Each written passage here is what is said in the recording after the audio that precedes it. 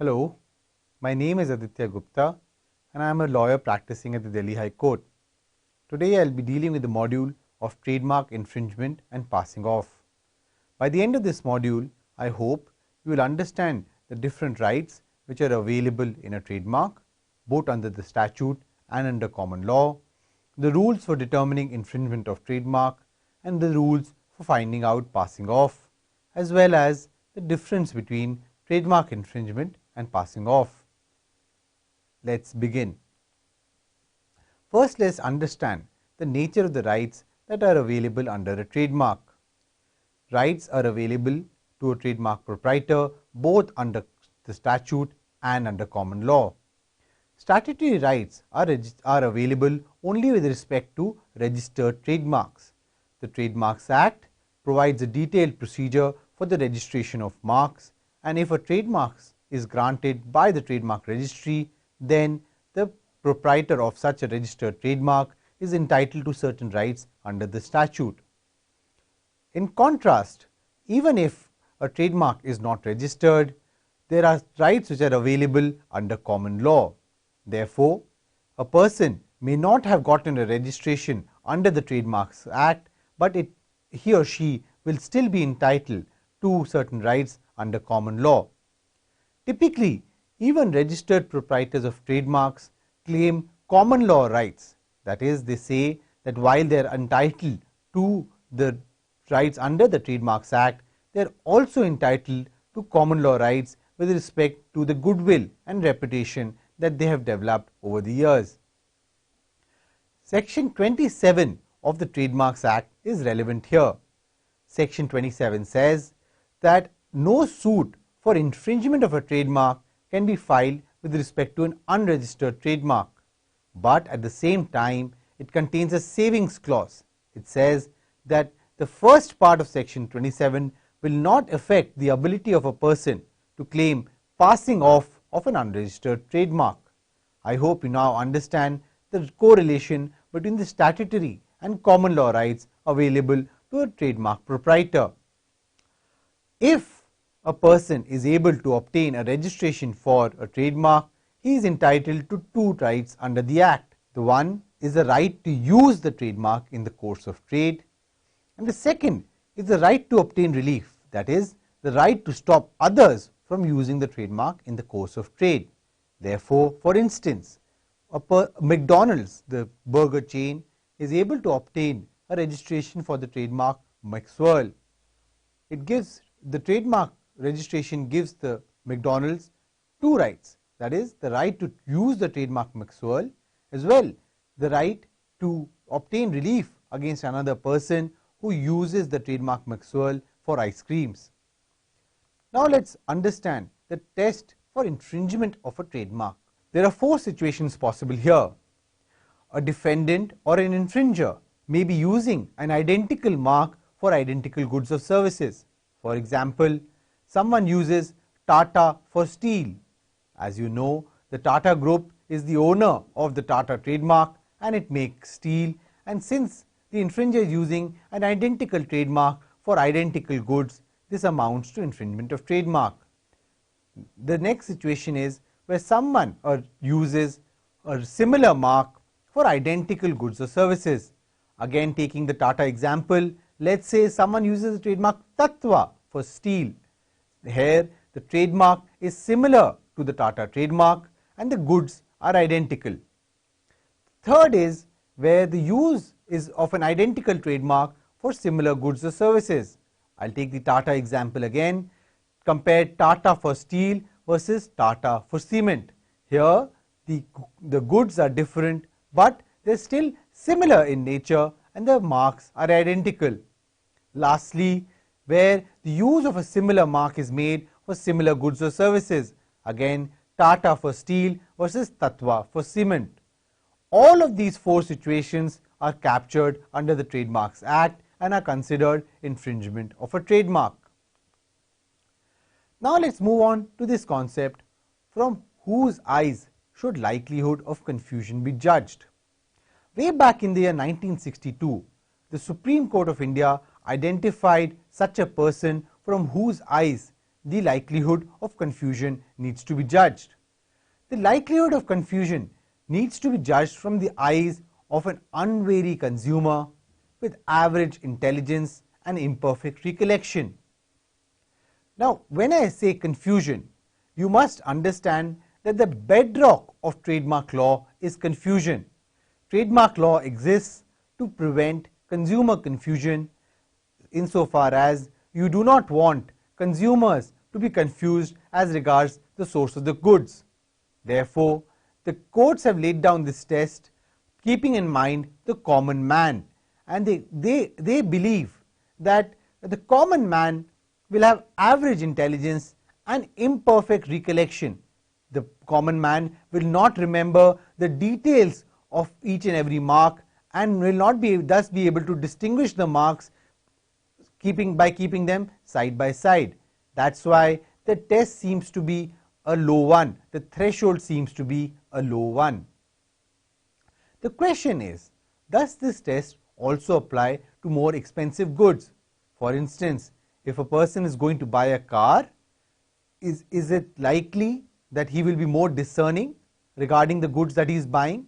Will he not find out more about the car and will ensure that the brand that he is buying is the one that he intends to buy?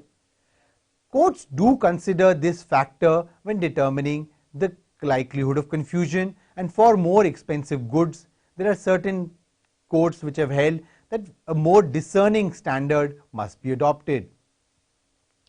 Now let's move on to the question of how do consumers interact with trademarks.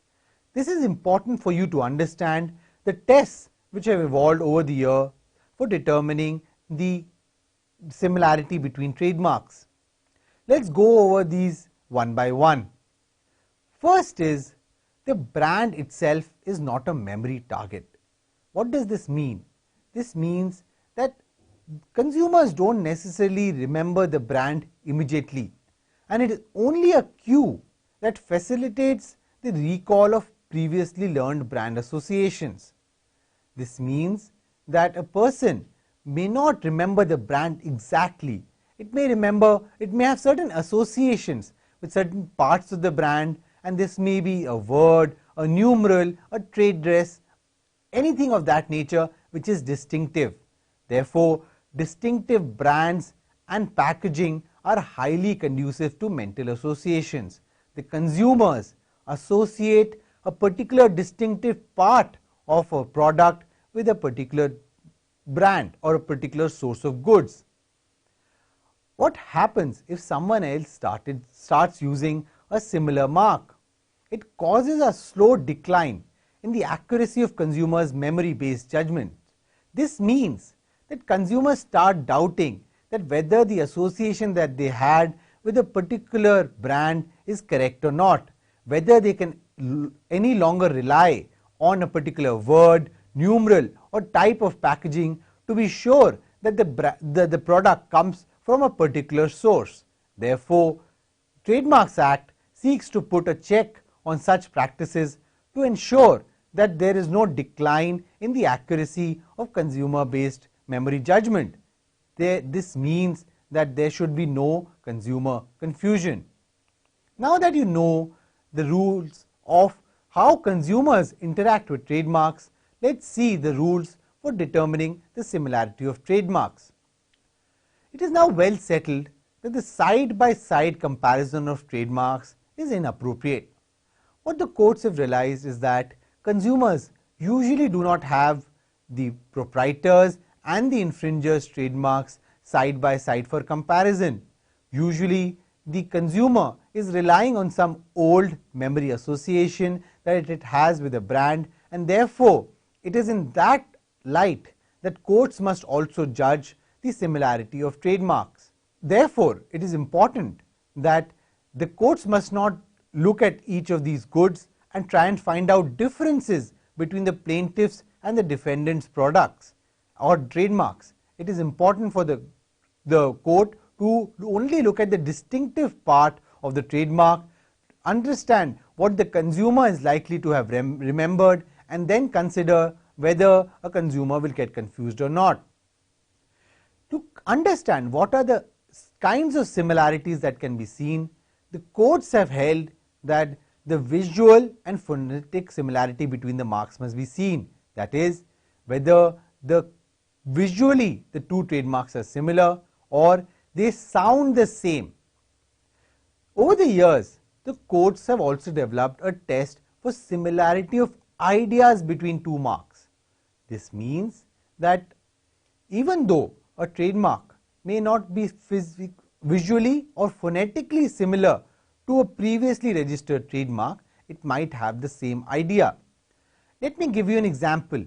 For instance, if a brand of malt chocolate powder has a sporting logo on its packaging, that is, it shows people playing football on its packaging. Now another person comes and introduces another malt chocolate powder and shows a similar logo wherein the dress of the football players is different and the way they are represented is different, but the idea that people are playing football is copied. The courts have said that in such a case, it is quite likely that consumers will only remember the fact that there is a logo consisting of people playing football. Consumers may not really remember the color of the football players or their position on the football field, etc. Therefore, even if the idea of a trademark is captured and is copied by a defendant, it may be considered trademark infringement. Now, the courts have also evolved the rule of anti-dissection of trademarks. First, to understand the concept of anti-dissection, you need to understand the concept of composite marks. Quite often, you would find marks that are composite in nature, that is, they have some distinctive part and some non-distinctive parts.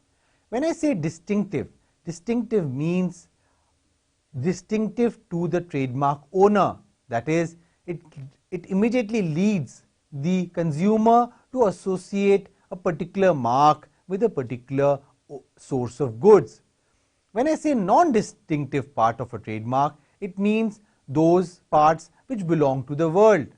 For instance, if I say Tata Steel as a trademark, Tata is the distinctive part of the trademark, steel is the non-distinctive part of the trademark because steel is a generic word which anyone is allowed to use. When you consider such composite marks, courts have also evolved the principle of anti-dissection. The principle of anti-dissection means that while considering a composite mark, courts cannot break down these marks into the distinctive part and the non-distinctive part.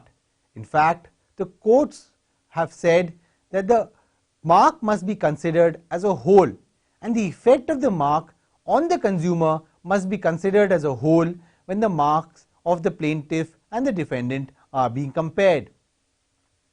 Also, with respect to composite marks, the copying of the distinctive features of the mark is relevant. That is, it is also required to be seen whether what the defendant has taken is the essential or the distinctive feature of the mark. A defendant, of course, is allowed to use the non-distinctive feature. But again, it is important to note that the overall effect of the mark has to be taken into account. Another very important aspect of trademark infringement is that no amount of added matter is relevant. This means that even if the defendant has added a prefix or a suffix showing that it is different from the plaintiff, the court will still say that this added matter is insufficient to dispel consumer confusion and thus it still amounts to infringement of a trademark. Please do remember that this rule of added matter is only applicable to infringement of a trademark and not to passing off. We will deal with this aspect in detail later. Now let's move on to certain examples. The examples of marks which have been held to be similar include Glucovita and Gluvita. You will see that these marks, Glucovita and Gluvita, are both phonetically and visually similar. Similarly, the mark Rasmola and Hajmola have been held to be similar. Here, this visual similarity and the phonetic similarity is not very apparent, but considering the class of consumers who would consume such products, it is quite likely that they would remember the term mola, and that is the descriptive part of the trademark which they might remember, which might cause consumer confusion. Another interesting case is one of collector's choice and officer's choice. In this case, the plaintiff did not have rights over the mark's choice. It was the proprietor of the trademark's officer's choice. If you look at it, officer and collector are not visually or phonetically similar. However, in this case, the Delhi High Court said that there was a similarity in the idea of an officer and a collector, and a collector in fact was a type of an officer. Thus, based on the concept of similarity of idea of a trademark, the court held that the mark officer's choice and collector's choice are similar to each other. Let's now move on to examples of trademarks which have held not to be similar. First is Prima Sport and Prima Mark. Here in this case, the court said that the plaintiff did not have the right over the trademark Prime, and otherwise the Primark and Prime Sport sound and look very different. Another example is Piquant and Picot, and another one is Timo Get and Timo Chem. One might wonder why the marks Timo Get and Timo Chem were held to be dissimilar. It is important to note that both these trademarks were used for pharmaceuticals and were derived from the active pharmaceutical substance which is used with respect to the pharmaceutical. Therefore, since Timo related to the active pharmaceutical substance, it could not be distinctive of the plaintiff and could have been used by the defendant as well. And the remaining part, Chem and Get, were clearly dissimilar. Therefore, even though the anti-dissection rule applies, it is important to note that the defendant is always allowed to copy the non-distinctive features of a trademark.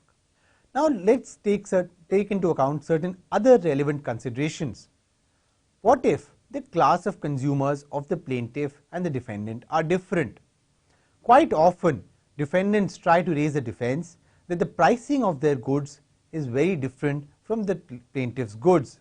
Let's say, for instance, in the case of a car, I might say that as a defendant I might say that the cost of my car is only 1 lakh rupees while the cost of the plaintiff's car is 10 lakh rupees, and because of this there is no likelihood of confusion. While some courts do give weightage to this fact, slowly and steadily this factor is becoming less and less relevant. Courts are saying that since cars may be sold online, people may be still diverted to the less expensive car when they are looking for the more expensive car. This confusion is sufficient to cause trademark infringement. Let me give you an example. If two car manufacturers are using very similar trademarks, let's say Tata and Tatva, while searching for Tata, even if I come across the Tatva car, I might go and visit the Tatva website. I may not buy the Tatva car which is only worth 1 lakh rupees, but because I have gone and visited the Tatva website, I might look at its other cars which might lead to trademark infringement.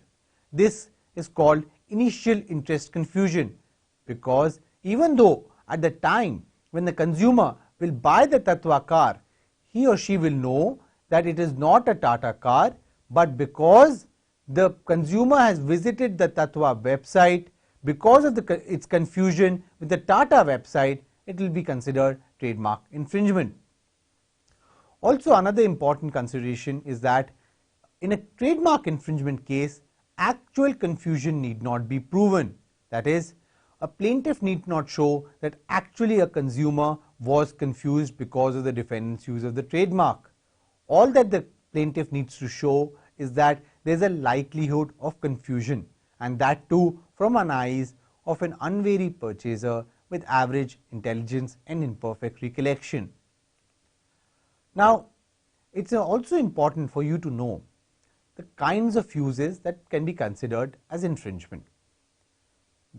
1.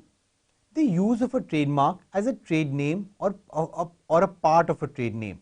Therefore, if a defendant goes to the registrar of companies and registers a corporate name which is similar to the plaintiff's trademark, then the plaintiff can file a suit for infringement of the trademark before a court. Second, the affixation of a trademark to the goods or packaging. Therefore, if the defendant uses an identical or similar trademark on its goods or packaging, then it is liable for trademark infringement. If someone puts the goods on sale on the market, that is also considered trademark infringement. Fourthly, the import or export of goods which misuse another person's trademark is considered trademark infringement. Lastly, use of the trademark on business papers or in advertisement is also considered trademark infringement. Therefore, you might notice that the Trademarks Act seeks to impose liability on many different actors. Even though all of these acts may be performed by one person, it is important to impose liability with respect to each of these acts so as to avoid a situation where a person goes scot-free for trademark infringement because it is not performing one of these acts. Now, let's move on to the second part of the rights which are granted in a trademark, that is the common law rights. As I mentioned earlier, there are two types, the statutory rights and the common law rights. When the common law rights are infringed, we move to the law of passing off. Passing off has three elements. 1. That the plaintiff must prove that its mark has reputation. Secondly, the plaintiff must prove that the defendant has misrepresented. When I say misrepresented, I mean that the plaintiff must prove that the use of the mark by the defendant is likely to lead to consumer confusion such that people are likely to believe that the defendant's goods originate from the plaintiff. Lastly, the plaintiff must prove that it has suffered some injury or loss.